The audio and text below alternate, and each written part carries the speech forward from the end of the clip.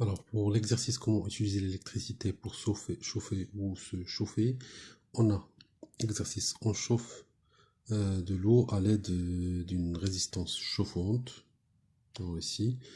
Complétez la chaîne énergétique de la figure suivante décrivant le système batterie-résistance chauffante. Alors, on a la première chose, on a une énergie qui est chimique, par exemple la combustion ou toutes les choses où il provient de l'électricité. On a choisi l'énergie chimique. Il y a plusieurs sources d'énergie, mais nous on a choisi ici l'énergie chimique. Alors à travers la batterie, elle va nous donner la batterie une énergie électrique. Alors c'est l'énergie qui sort de la batterie. Après ici, on a une résistance qui va nous donner une énergie thermique.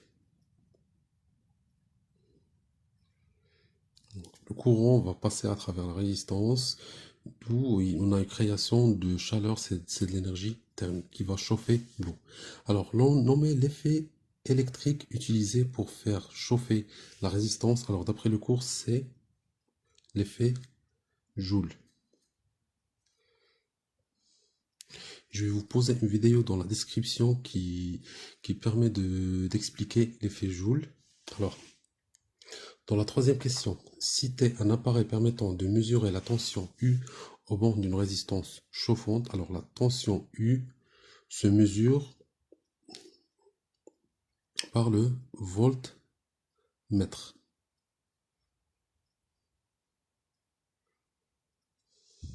Ok.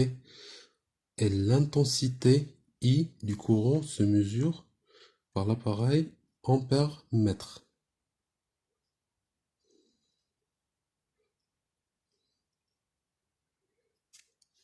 Donc c'est ça pour la première feuille. Pour la deuxième feuille, on a complété en utilisant les symboles normalisés des deux appareils. Alors ici, premier symbole, deuxième symbole, voltmètre, ampère-mètre.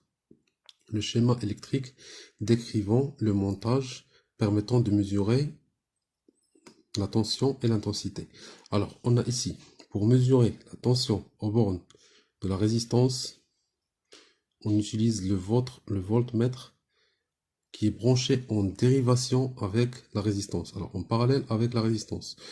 Pour mesurer l'intensité électrique dans une boucle, on branche directement en série l'ampère-mètre. Alors, pour la sixième question, les résultats des mesures de la tension et de l'intensité sont donnés dans le tableau ci-dessous. On a ici un tableau.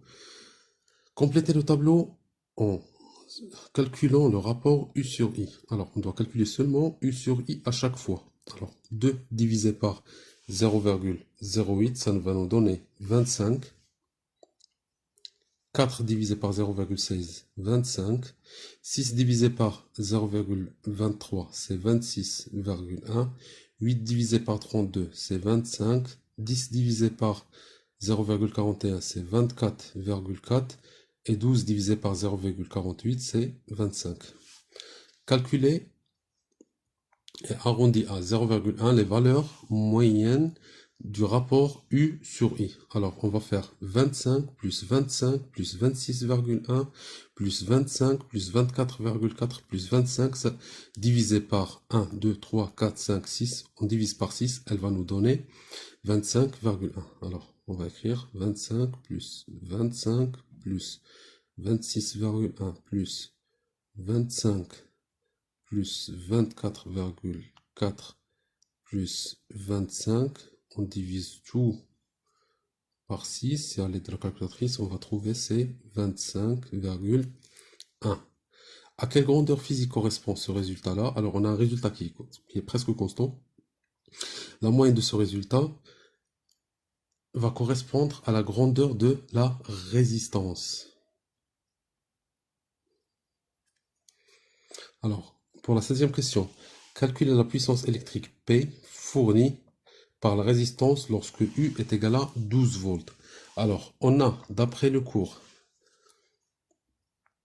la puissance P égale à la tension au carré divisé par la résistance. Ça, c'est une formule à apprendre.